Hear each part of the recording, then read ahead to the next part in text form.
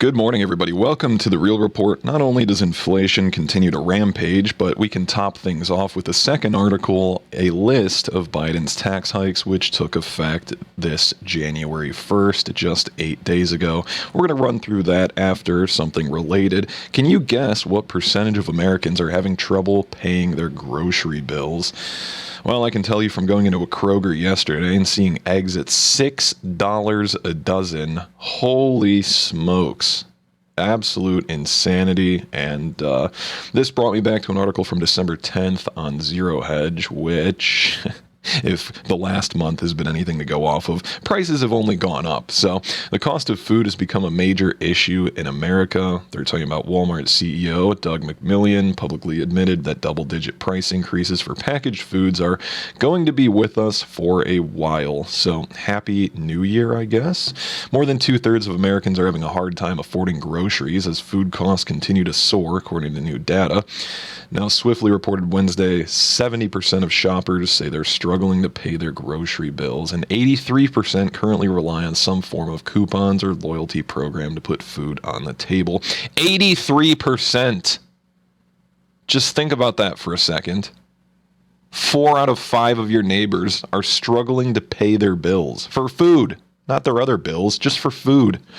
That means that almost 70% of all Americans are having trouble paying their grocery bills right now. Obviously, that is crazy.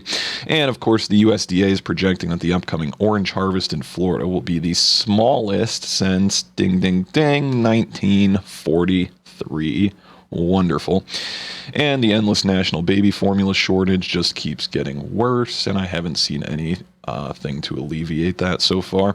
And we're going to be seeing an alarming spike in retail theft. Now, here's some of these numbers because they are wild.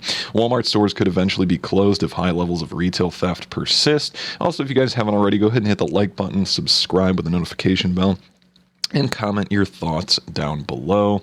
Criminals are the ones that are in control. And guess what? Organized crime, organized retail crime has become a multi-billion-dollar business. I don't know if you guys saw in New York, but they're no longer punishing anyone for if they're under the age of 12 for anything less than murder. It's the insane are running the asylum. And it's far worse than this year than it was last year. Organized retail crime has skyrocketed by 26.5% in 2022, year over year. And guess what? It now costs retailers over $100 billion per year in losses. That is a lot of theft. Maybe California shouldn't have said anything under $750 is no longer a crime to steal.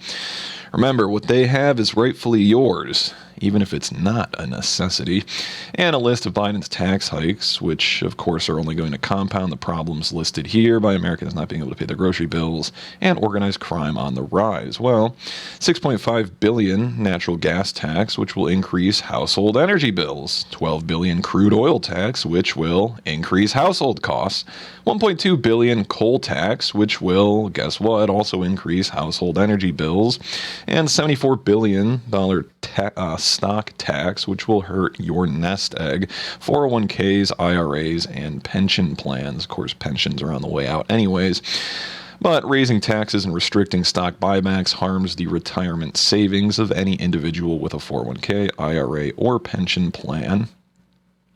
Retirement accounts hold the largest share of corporate stocks, accounting for roughly 37% of the outstanding $22.8 trillion in U.S. corporate stock. And $225 billion corporate income tax, which will be passed on to, guess what? Households, obviously, companies, etc., energy companies especially, aren't just going to take that hit. That's going to be passed on to you and me, the consumers. 15% corporate alternative minimum tax, which will rake in another $1 billion in profits. And Tax Foundation report, 15% book tax is going to reduce GDP by 0.1% and kill another 27,000 jobs. And it's pretty much a weekly trend, especially with banks and Amazon laying off more and more people every single week. 49.7%, we'll call that 50% of the tax would be home. borne by the manufacturing industry. So let me repeat that.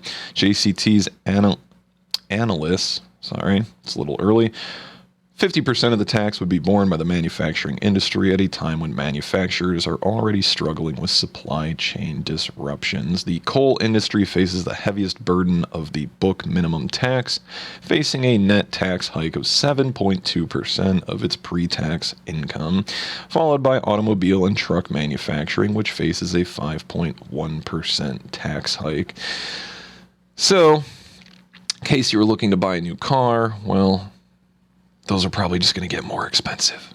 But we'll see as the economy collapses and more people are mysteriously, suddenly dying. There might be more used cars on the market, unfortunately. So again, leave a like, comment down below, and subscribe. I will see you guys in the next one. Have a good day.